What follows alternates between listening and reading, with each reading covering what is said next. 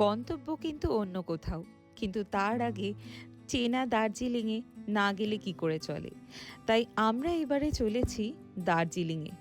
তবে দার্জিলিংয়ে থাকবো খুব অল্প সময়, আর দেখব দার্জিলিং শহরটাকে একদম অন্যরকমভাবে। আগে কিন্তু কখনো এভাবে আমরা দেখিনি, অর্থাৎ ম্যাল রোড থেকে বেশ কিছুটা দূরে, অথচ দার্জিলিং শহরটাকে প্রাণ ভরে দেখা যাবে এইভাবেই। সাথে দার্জিলিংয়ের গ্লেনারিজ, দার্জিলিং ম্যাল, ফুড ট্যুর, এগুলো তো আছেই। তাহলে দেখতে থাকুন life in a travel bag চ্যানেলে আরেকবার অন্যরকমভাবে দার্জিলিং।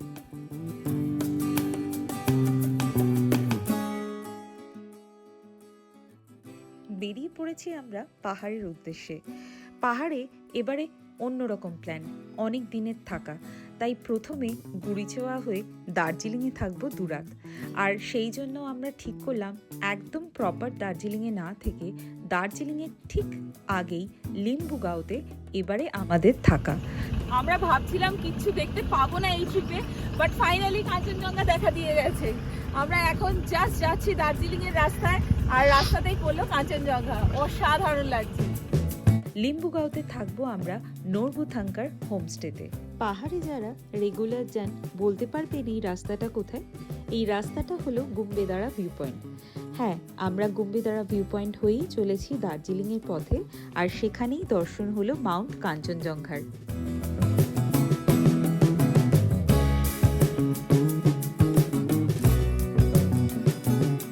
ডালি মনাস্ট্রি ক্রস করে এগোতে না এগোতেই দেখা মিলল টয় ট্রেনের।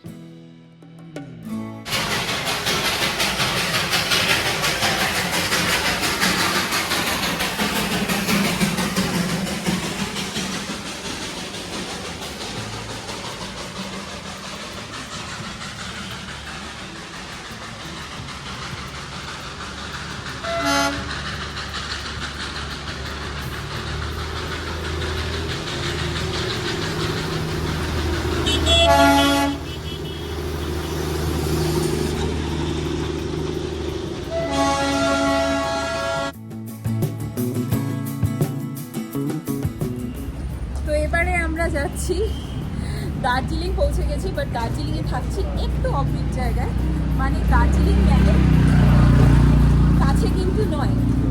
এটা অ্যাকচুয়ালি লিম্বুগাঁও জায়গাটা। তো দার্জিলিং স্টেশনের একটু আগে একটা আভা আর্ট গ্যালারি ক্রস করে একটু এগিয়ে এসে খানিকটা নামতে হয় হেঁটে। তো লাগেজ নেওয়ার জন্য তো হোমস্টে থেকে এসছে লোকজন, দিদিরা এসছে, দিদিরা নিয়ে যাচ্ছে।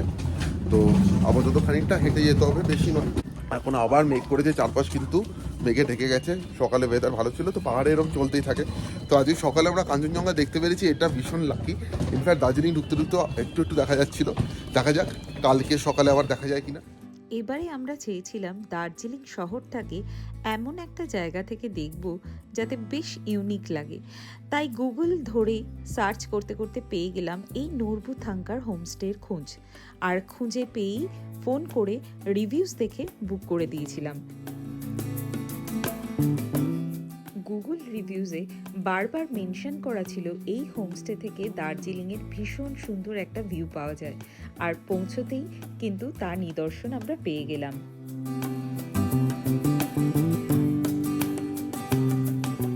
সো আমরা এসে গেছি finally queen of hills Darjeeling.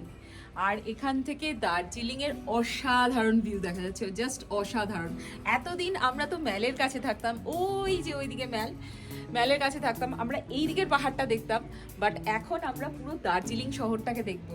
আর এখান থেকে কিন্তু ম্যাল যাওয়া কোনো ব্যাপার না, এখান থেকে প্রতিদিন গাড়ি যাচ্ছে, এদিক ওদিক আসছে, মানে দার্জিলিং স্ট্যান্ড অবধি যাচ্ছে, বাজার অবধি। সেখানে লাগবে পার হেড 15 টাকা করে। 15 টাকা করে ওই অবধি যান, গিয়ে ওখান থেকে 10 মিনিটের হাঁটা ম্যাল পৌঁছে যাবেন। আর যদি মনে করেন যে না ম্যাল অবধি ডিরেক্ট যাব, তাহলে 200 টাকা করে নেবে, তো পুরো রিজার্ভ করে গেলে। তো সেটা হলেও মানে যদি কেউ একটু নিরিবিলিতে থাকতে চান, এটা আমি খুব একটা নিরিবিলি বলবো না, তাও আমি বলবো বেশ শান্ত। দার্জিলিংয়ে যেরকম হই হট্টগোল, তার থেকে অনেকটাই শান্ত। আজকে আর কালকে আমাদের 2 দিন শুধু টানা অফিস, মাঝে একটু দার্জিলিং যাব। আর আকাশ ক্লিয়ার থাকলে, সকালে তো দেখা গেছে এখন একটু হেজি হয়ে আছে, মেঘ এদিকটা ভর্তি, এইদিকে কিন্তু পুরো কাঞ্চনজঙ্ঘা, অসাধারণ। এই হলো আমাদের নরবুথাঙ্কার হোমস্টের রুম। আমাদের ভীষণ সুন্দর রুম। সব থেকে যেটা ভালো সেটা হচ্ছে এখানে একটা ডাবল বেড, 3 জনের হয়ে যাবে। এখানেও একটা ডাবল বেড, মানে 4 বেডরুম দিয়েছে আমাদের, দারুণ সুন্দর। এখানে একটা টিভি আর বসার চেয়ার। এখন তো বাইরে পুরো ফগি, তো কিছু দেখা যাচ্ছে না, বাইরে সুন্দর পাহাড়ের ভিউ থাকে। আচ্ছা, এবার আমি দেখাই এখানে একটা ছোট্ট স্পেস। এটা অ্যাকচুয়ালি একটা হোমস্টে, তো নিজের বাড়ির মতোই ব্যাপারটা। এখানে প্রচুর বুকস রয়েছে, প্রচুর বই, রোনাল্ডোর একটা ছবি, দুটো, প্রচুর ট্রফিজ।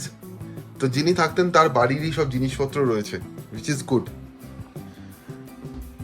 আচ্ছা, এটা হচ্ছে ওয়াশরুম। ওয়াশরুমটা কিন্তু একদম ঠিকঠাক প্রপার ওয়াশরুম, গিজার রয়েছে। আচ্ছা, আর যেটা দেখানোর সেটা হচ্ছে এখানে একটা সুন্দর কাঞ্চনজঙ্ঘার ছবি রয়েছে, সেখানে প্রত্যেকটা পিকের নাম লেখা রয়েছে। তো মোটামুটি আমরা তো যারা কাঞ্চনজঙ্ঘা অনেকবার দেখেছি তারা জানি কোনটা কি পিক। ভীষণ সুন্দর। আচ্ছা, এখানে একটা বসার টেবিলও আছে। তো আমরা রয়েছি নরবুথাঙ্কার হোমস্টেতে। এখানে কিন্তু বলে দিলে ওরা খাবার দাবার সমস্ত বানিয়ে দেবে, লাঞ্চ, ডিনার, ব্রেকফাস্ট সবকিছু। বাট আমরা ভাবলাম দার্জিলিং এ এসে, দার্জিলিং এর এত কাছে এসে দার্জিলিং এর খাবার দাবার ট্রাই করবো না, সেটা তো হতেই পারে না। তো আজকে তো করছি আমরা অফিস, কিন্তু বাইরে গিয়ে খেতে যাওয়ার টাইম নেই লাঞ্চের জন্য অ্যাটলিস্ট। তাই সোজা জোম্যাটো খুললাম, খুলে একটা ভালো দেখে রেস্টুরেন্টের রিভিউ দেখে নিয়ে সেখান থেকে চাইনিজ অর্ডার করে দিলাম। ও হ্যাঁ, আজকে আবার আমরা ভেজ, তাই ভেজ খাবার দাবার, ভেজ চাইনিজ অর্ডার করে দিয়েছি। সোজা সুন্দর 10 মিনিটের মধ্যে, 15 মিনিটের মধ্যে ডেলিভারি দিয়ে দিল। এখন এখানে বসেই খাওয়া দাওয়া করবো। কিচেনে বলে দিয়েছি আমাদের জন্য প্লেট আর কাটলারি দিয়ে দিতে, ওরা দিয়ে দেবে, আমরা সুন্দর খেয়ে নেব। তো সুতরাং এখানে যদি এসে ওয়ার্ক ফ্রম হোম করতে চান, এর থেকে ভালো অপশন হতেই পারে না।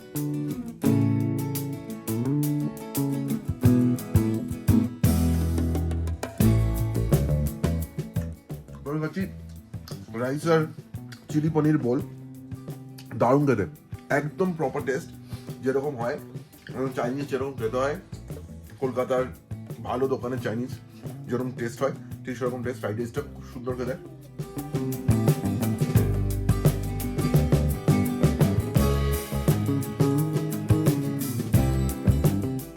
আমরা যে ফ্লোরে ছিলাম তার উপরের ফ্লোরেও কিন্তু বিশাল বড় বারান্দা আর 2টো রুম আছে।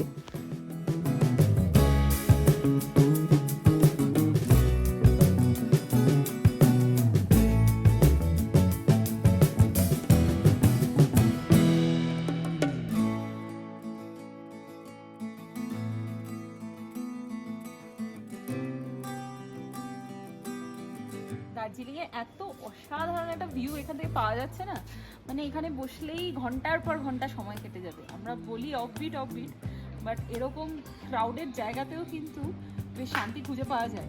অবভিয়াসলি ম্যালের কাছে যেরকম হোটেলগুলো, সেই হোটেলগুলোতে এই ফিলটা কিন্তু অতটা পাওয়া যাবে না। আমরা থাকি দার্জিলিং ম্যালের কাছে, আর এখন ঠিক উল্টো দিকে লিম্বুগাঁও থেকে আমরা দেখছি পুরো দার্জিলিং শহরটাকে। আর সবথেকে বেস্ট পার্ট হলো মাঝে মধ্যেই কিন্তু এখান থেকে টয় ট্রেন যাচ্ছে। টয় ট্রেনটা দেখা যাচ্ছে না, কিন্তু টয় ট্রেনের আওয়াজটা কানে এত সুন্দরভাবে বাজছে, ভীষণ ভালো লাগছে।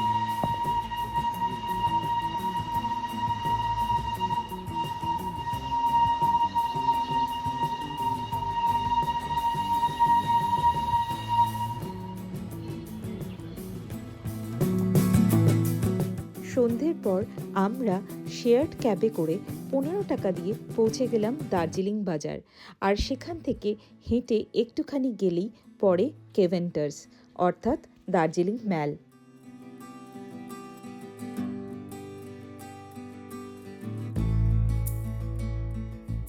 পৌঁছেই আমাদের প্রথম টার্গেট ছিল গ্লেনারিসে যাওয়া। গ্লেনারিসে গিয়ে দেখলাম প্রচণ্ড ভিড়। মোটামুটি ভিড়ে ঠেলাঠেলি করতে করতেই কিন্তু আমরা নিয়ে নিলাম বেশ কিছু কেক আর কুকিজ, আর সেগুলোই পরে দার্জিলিং ম্যালে বসে খেয়ে এনজয় করলাম।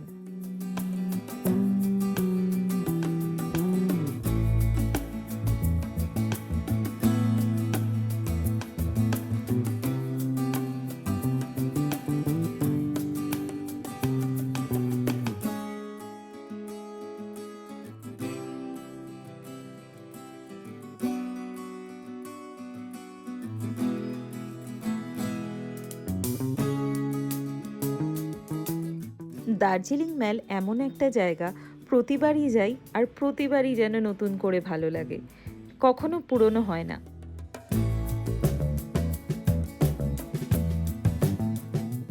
ম্যালে বেশ কিছুক্ষণ ঘুরে ফিরে এলাম, আর ফিরে এসে দেখি পুরো মায়াবী লাগছে চারদিকটা।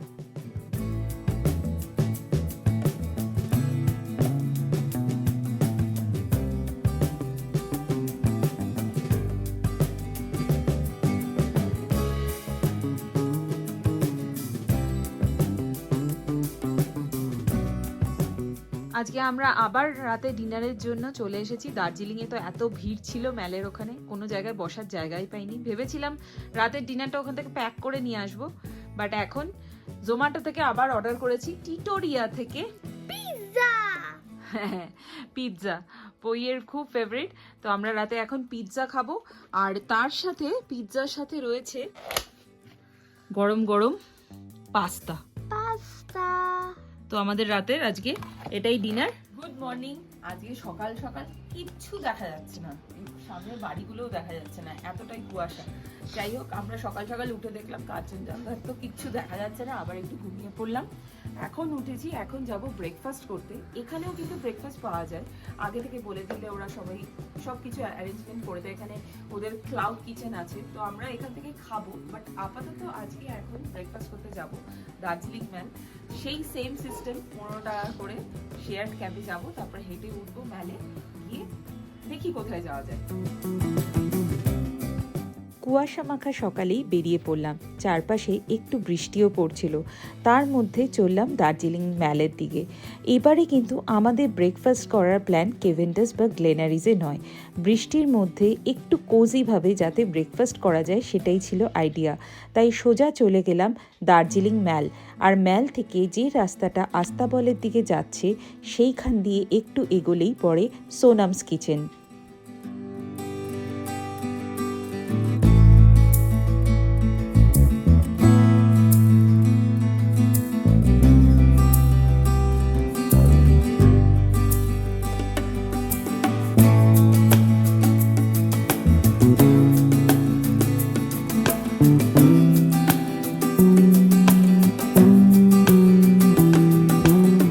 সোনামস কিচেন কিন্তু দার্জিলিংয়ের একটি বহু পুরনো breakfast joint. Old Darjeeling vibes পাওয়ার জন্য এই সোনামস কিচেনে কিন্তু যেতে পারেন। এখানকার খাবার দাবার খুব ফ্যান্সি না হলেও এই খাবার দাবার ভীষণই নামকরা আর টেস্টি। খেয়েছিলাম জিঞ্জার হানি লেমন টি, সাথে প্যানকেক, হট চকলেট আর একটা breakfast platter.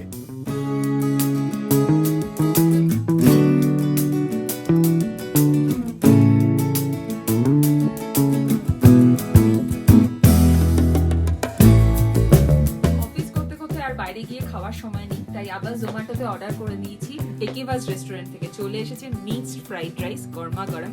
Mixed fried rice ছাড়া কিন্তু চিকেন ফ্রাইড রাইসও অ্যাভেলেবেল। আমরা মিক্সড খাবো, তাই মিক্সড ফ্রাইড রাইস অর্ডার করেছি। তার সাথে একটা special Korean bibimbap mixed fried rice. যারা কোরিয়ান খাবার পছন্দ করেন তাদের জন্য এটা তো মানে মোটামুটি স্বর্গ বলা যেতে পারে।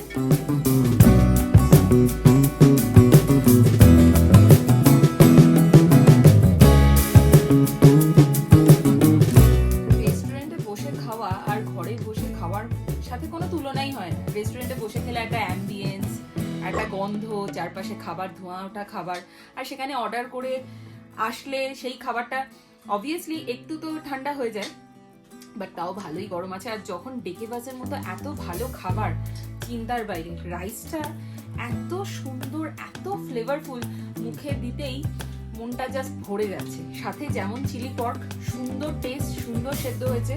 চিকেনটাও খুব ভালো। আর এই কোরিয়ান রাইসটা কিন্তু আমার ভীষণ ভালো লেগেছে। আমি কলকাতা গিয়ে অবশ্যই খুঁজবো কোরিয়ান ফুড কোথায় পাওয়া যায়, এই রাইসটা আমি আবার খাবো। সন্ধে হতেই কিন্তু ঠান্ডাটা বেশ বেড়ে গেছিল, কিন্তু তাও রেডি হয়ে আমরা চলে গেলাম ম্যাল। গোল্ডেন টিপস থেকে কিছু কিনে নিলাম চা, আর তারপর সোজা চলে গেছিলাম মহাকাল রেস্টুরেন্ট। ওখান থেকে আলু জিরা, রুটি আর স্যালাড নিয়ে নিয়েছিলাম। হোমস্টেতে ফিরেই করেছিলাম ডিনার। পরের দিন সকালে দার্জিলিং ছাড়ার আগে চলে গেছিলাম ব্রেকফাস্ট করতে সেই আস্তাবলের গলিতে, অর্থাৎ টম অ্যান্ড জেরি রেস্টুরেন্ট বা ক্যাফেতে। যারা টিপিক্যাল কেভেন্টাসে ব্রেকফাস্ট করা পছন্দ করেন না বা একটু অন্যরকম ট্রাই করতে চান, তারা কিন্তু অবশ্যই চলে আসতে পারেন টম অ্যান্ড জেরিতে। টম অ্যান্ড জেরি থিমের এই ছোট্ট ক্যাফেতে খাবার কিন্তু আপনাকে মুগ্ধ করবে।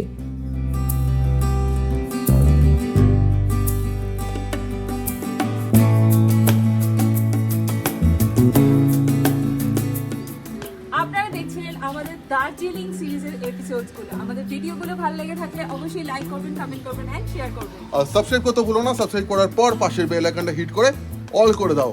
Until next time and our next fabulous destination, tata. Tata.